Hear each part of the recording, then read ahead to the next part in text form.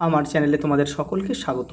আজ আমরা ক্লাস 7-এর রায় মার্টিন প্রশ্নবিচিত্র থেকে ভূগোলের তৃতীয় পর্যায়ক্রমিক মূল্যায়নের তৃতীয় স্কুল সলভ করব।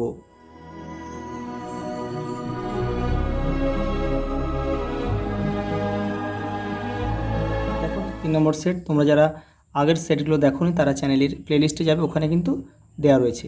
দেখো প্রথমে কী দিয়েছে, দেখো মানচিত্র, রেখা মানচিত্রে কী দিয়েছে, তোমাদের এই জায়গাগুলো দেখাতে হবে। রাইন নদী, জিব্রাল্টার প্রণালী, ককেসাস পর্বতমালা, ইংলিশ চ্যানেল, রুট শিল্পাঞ্চল, এগুলো ইউরোপের রেখা মানচিত্র, এগুলো দেখাতে হবে। দেখে নাও। তোমরা প্রথমে ম্যাপের এই উপরে নাম, রোল, সেকশন লিখে নেবে, পেন দিয়ে লিখবে, আর ভিতরটা কিন্তু পেন্সিলে করবে। আমি তোমাদের ভিডিওটা ভালোভাবে বোঝানোর জন্য কিন্তু পেন দিয়ে করলাম। দেখো প্রথমে কী আছে, দেখো রাইন নদী, এই যে এখান থেকে গিয়ে এই উত্তর সাগরে গিয়ে পড়েছে। তীরচিহ্ন, নদী যখনই করবে তখন কিন্তু একটা তীরচিহ্ন দেবে, মানে নদীটা কোথা থেকে কোন দিকে গিয়েছে। পরে কী রয়েছে দেখো, দ্বিতীয় ছিল তোমার জিব্রাল্টার প্রণালী, এই যে ইউরোপ আর আফ্রিকার এই যে সংকীর্ণ অংশটা হচ্ছে জিব্রাল্টার প্রণালী। পরে কী ছিল, পরে ছিল ককেসাস পর্বতমালা, ঠিক এই জায়গাটায়। তারপরে ছিল কি ইংলিশ চ্যানেল, এই যে ঠিক এই সংকীর্ণ অংশটা কিন্তু ইংলিশ চ্যানেল। আর রুট শিল্পাঞ্চল এই যে রাইন নদীর ঠিক পাশে এটা। দেখো প্রথম প্রশ্ন, পৃথিবীর কক্ষপথটি কেমন? উপবৃত্তাকার। শরৎকালীন বিষুব ঘটে কোন সময়? 23শে সেপ্টেম্বর তারিখে শরৎকালীন বিষুব। আর 21শে জুন হচ্ছে কর্কট সংক্রান্তি, আর 22শে ডিসেম্বর হচ্ছে মকর সংক্রান্তি। ভারতের প্রমাণ দ্রাঘিমা কল্পনা করা হয়েছে এলাহাবাদ শহরের উপর দিয়ে। তাহলে ভারতের প্রমাণ দ্রাঘিমাটা আমাদের জানা উচিত, 82 ডিগ্রি 30 মিনিট পূর্ব। অক্ষরেখার পরিধি মেরুর দিকে কি হয়? আস্তে আস্তে কমতে থাকে। বায়ুর চাপ মাপার একক হচ্ছে মিলিবার। চাপ বাড়ালে বায়ুর আয়তন কী হবে? কমে যাবে। সাতপুরা একটি কী পর্বত? স্তূপ পর্বতের উদাহরণ। কোনো নদী অন্য নদীতে মিশলে তাকে কী বলে? তাকে বলে উপনদী। আর মূল নদী থেকে যেসব নদী বেরিয়ে যায় তাকে বলে শাখা নদী। ছোটনাগপুর একটি ব্যবচ্ছিন্ন মালভূমির উদাহরণ। নদীর নিম্নগতিতে সৃষ্ট একটি ভূমিরূপের উদাহরণ হচ্ছে, নিম্নগতিতে হচ্ছে বদ্বীপ গড়ে ওঠে। আর মিয়েন্ডার এটা কিন্তু নদীর মধ্য প্রবাহে গড়ে ওঠে। আর জলপ্রপাত গিরিখাত এটা উচ্চ প্রবাহ। ব্ল্যাকফুট রোগ হয় আর্সেনিক দূষণের ফলে, ব্ল্যাকফুট রোগ হয়। পারদ দূষণে কী হয়? মিনামাটা রোগ হয়। আর ফ্লোরাইড দূষণে কী হয়? ফ্লোরোসিস রোগ হয়। আর ক্যাডমিয়াম দূষণে ইটাই বা ইতাই রোগ হয়। এগুলো কিন্তু তোমরা জেনে রাখবে। পৃথিবীর মোট 100 ভাগ জলের মধ্যে স্বাদু জলের পরিমাণ কত? 3 ভাগ। ভোপাল গ্যাস দুর্ঘটনা ঘটেছিল 1984 খ্রিস্টাব্দে। প্রকৃতির সবচেয়ে বড় দান হলো মাটি। ইউরোপের দীর্ঘতম নদী হচ্ছে ভলগা। ইউরোপের বৃহত্তম হ্রদ আছে ল্যাডোগা। পরে দেখো শূন্যস্থান পূরণ করো দিয়েছে। উপবৃত্তাকার কক্ষপথের একটি ফোকাসে হবে, এটা ফোকাসে সূর্য অবস্থান করে। সূর্যরশ্মি মেরুর দিকে ক্রমশ তির্যক হয়ে পড়ে, এটা হবে তির্যক। উচ্চতা বৃদ্ধির সঙ্গে সঙ্গে বায়ুর চাপ ও তাপ দুই কমে যায় বা কমতে থাকে। দুটি পর্বতচূড়ার মাঝে নিচু খাতের মতো অংশটা হলো উপত্যকা।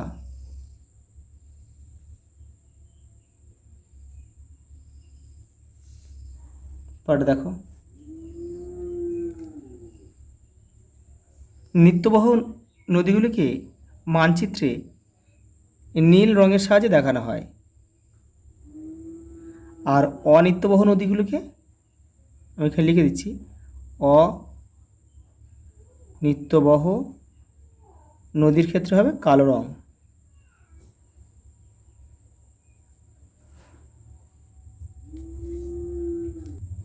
পরেরটা দেখো, একটা স্তম্ভ দিয়েছে, তোমরা কিন্তু কেউ তীর চিহ্ন দিয়ে মেলাবে না।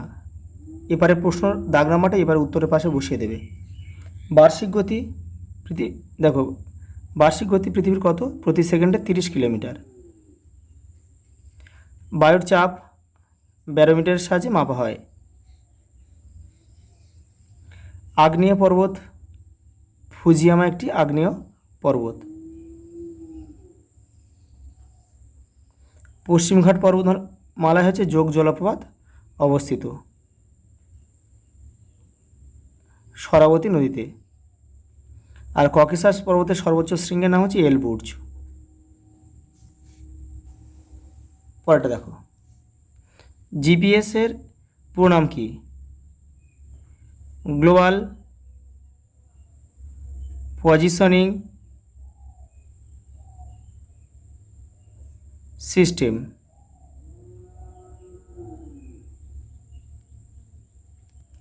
পরেরটা দেখো, একটি জলবাহিত রোগের নাম লেখো। টাইফয়েড। আমাশয় তোমরা লিখতে পারো। পরেরটা দেখো, কোন সার ব্যবহারে মাটি দূষণের সম্ভাবনা থাকে না? জৈব। লন্ডন অববাহিকা কোন নদীর ধারে অবস্থিত? টেমস।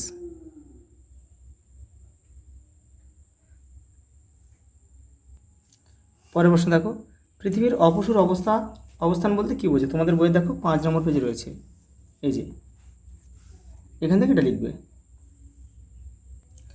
পরের প্রশ্ন দেখো, অক্ষরেখা ও দ্রাঘিমা রেখার মধ্যে দুটি পার্থক্য। দেখো, এটা তোমাদের বইয়ে অতটা ভালোভাবে গুছিয়ে দেওয়া নেই, আমি অন্য একটা বই থেকে দেখাচ্ছি, দেখে নাও। এই যে অক্ষরেখা দ্রাঘিমা রেখার পার্থক্য তোমরা এখান থেকে কিন্তু একটু লিখে নেবে, 3টে বা 4টে লিখে নেবে।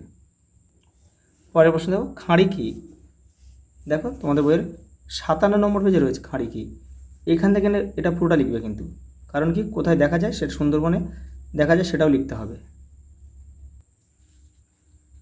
ইউট্রোফিকেশান কাকে বলে? দেখো তোমাদের বইয়ের 70 নম্বর পেজে রয়েছে, এটা লিখলে হয়ে যাবে। পরেরটা দেখো, জল দূষণ প্রতিরোধের দুটি উপায় লেখো। তোমাদের বইয়ের 74 নম্বর পেজে রয়েছে। দেখো, এই দেখো জল দূষণ প্রতিরোধ, এইখান থেকে তোমার যে কোনো দুটো কারণ এখান থেকে লিখে দেবে, যে উপায় জল দূষণ কীভাবে প্রতিরোধ করা যায়। পরেরটা দেখো, ট্রাক ফার্মিং কি? 132 নম্বর পেজে রয়েছে। এই যে দেখো, তোমরা এখান থেকে শুরু করবে, এইখানের পরিবর্তে লিখবে লন্ডন অববাহিকার কৃষির প্রধান বৈশিষ্ট্য হলো, এখান থেকে এই পর্যন্ত লিখবে, এই পর্যন্ত।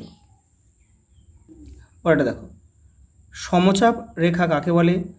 সমচাপ রেখার বৈশিষ্ট্যগুলি লেখো। তোমাদের বই দেখো 34 নম্বর পেজে রয়েছে, এই যে এই কাকে বলে রয়েছে এখান থেকে, আর বৈশিষ্ট্য এখানে রয়েছে, এখান থেকে লিখবে।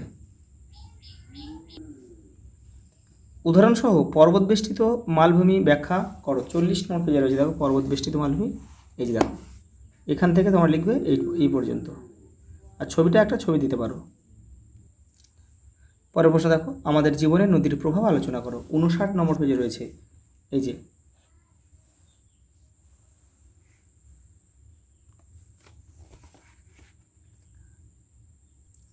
পরের প্রশ্ন দেখো, পোল্ডার ভূমি কীভাবে তৈরি করা হয়? দেখো 135 নম্বর পেজে রয়েছে তোমাদের বইয়ের, এই যে এটা করলে হয়ে যাবে। পরেরটা দেখো, পৃথিবীতে কীভাবে দিন রাত্রির হ্রাস বৃদ্ধি সংঘটিত হয় তার চিত্র সহ লেখো। তোমাদের বইয়ের 10 নম্বর পেজে দেখো, এই ছবিটা দেবে, দেখো এই ছবিটা কিন্তু তোমাদের রাখতে হবে, আর লেখাটা তোমরা এখান থেকে শুরু করবে, এখান থেকে এটা পড়ে লিখতে হবে এই পর্যন্ত। পরের প্রশ্ন দেখো, রোড শিল্পাঞ্চলের অর্থনৈতিক পরিবেশ আলোচনা করো। দেখো 129 নম্বর পেজে রয়েছে, এই যে এখান থেকে তোমরা লিখবে।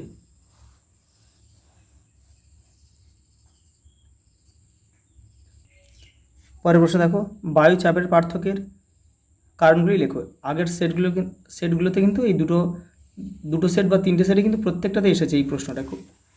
দেখো এই যে তোমাদের বইয়ের 33 নম্বর পেজে এখান থেকে করবে তোমরা।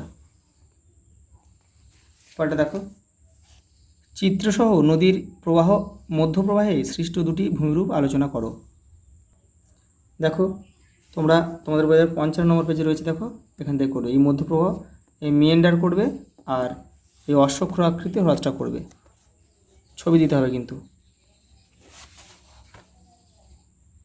পরের প্রশ্ন দেখো, প্রকৃতিতে মাটি দূষণের কারণগুলি সম্বন্ধে লেখো।